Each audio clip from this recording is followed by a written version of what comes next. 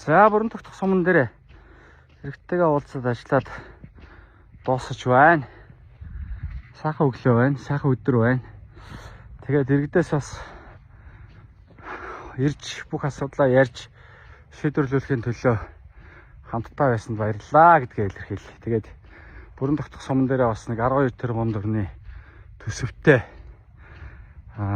ийм одоо томоохон ажлыг бас хүлээж авлаа. Халуун устай холбоотой ажлыг бас хариуцаж ажлуудаа харуулгаж хүлээж авлаа. Тэгээд олон ажлуудыг бид нар шийдвэрлэх шаардлагатай байгаа гэдгийг хэлье. Тэгээ бүрэн тогтох сум маань бол хотгоодын Чингүн жавын нутаг ягуу их тэмцэгч Манжин Чингүрний эсрэг тэмцэжсэн ийм хүний нутгаа. Тэгээд бүрэн тогтох суман дээр нийтдээ 5 дахь удаага ирж байна. Тэгээд олон асуудлуудыг шийдвэрлэж өнгөрсөн хугацаанд ажилласан.